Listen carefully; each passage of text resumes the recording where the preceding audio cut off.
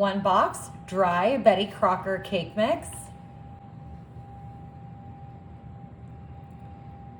Coming in with 1 stick melted butter. And to that, I'm adding 1 egg. Alrighty, I've got my hand mixer and we are gonna mix this butter in with our cake mix and our egg. We are making a super delicious, easy dessert today. I did see Paula Dean make a version of this, and you know, if Paula's doing it, it's gonna be good. All right, with all of that mixed and combined, we just pat it down into an even layer. I'm gonna move this aside and bring in my bowl. All right, I've got some whipped cream cheese here. You can also just use a block of softened cream cheese. We only need 8 ounces and this is a 12-ounce container, so I'm gonna leave a little bit into the bottom there. Of course, if you use a block of cream cheese, that's gonna be exactly 8 ounces, perfect.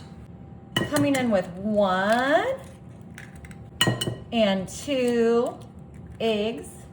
We're gonna do just a teaspoon of vanilla here. Oh. Okay, putting a little bit of that back. I think that was still just about a teaspoon. And I'm gonna add in my melted butter. Just 1 stick melted butter, perfect. All right, coming in with my hand mixer. And I am just gonna mix all of this together. We are gonna add one more thing to this, but I wanted to get this part nice and creamy before we take this to the next level. Ooh, y'all. This is such an easy, delicious dessert. I do think that they make it other places in the South. It's not a Paula Dean original recipe because it's been existing, but y'all, it's existing for a reason because it's absolutely delicious. Coming in with 2 cups of powdered sugar here. I'm gonna start with just 1 because I don't want this to fly everywhere. Look at me being gentle, doing things step by step. Ooh, this is gonna make this so tasty. All right, adding in our 2nd cup. We're just gonna keep getting this all nice and mixed and combined. Light and fluffy, ooey gooey. All right, y'all, look how thick and delicious that's looking. Yum. All right, to make this a little bit fun and spice it up a bit, I'm gonna fold in some toffee chips here.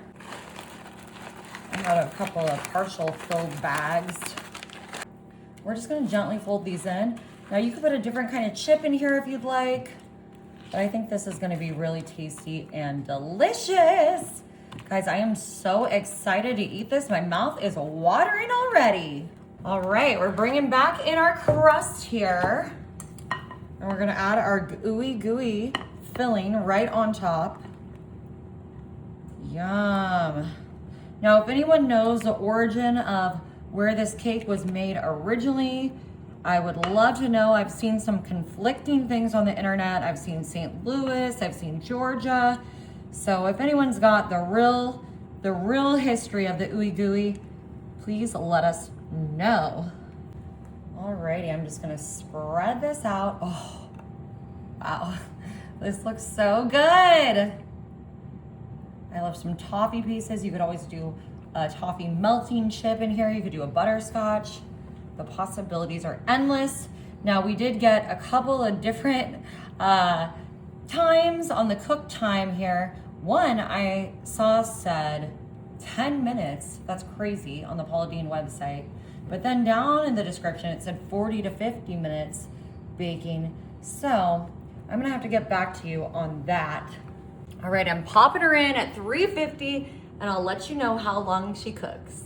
All righty guys, our ooey gooey butter cake is ready. We ended up baking it for 30 minutes and we just allowed it to cool. Now we do still want it to be ooey and gooey, not completely cooked through. So I'm gonna go right into the center to show you this ooey gooey delicious texture. You just get right under here. Ooh, look at that. Oh my gosh. That looks amazing. Let me just slide it right off of there. Oh my gosh, you guys. Wow. I just licked a little off my finger and it was already really absolutely delicious. Ooh. my goodness. Wow. This is so easy, so delicious. You gotta try it.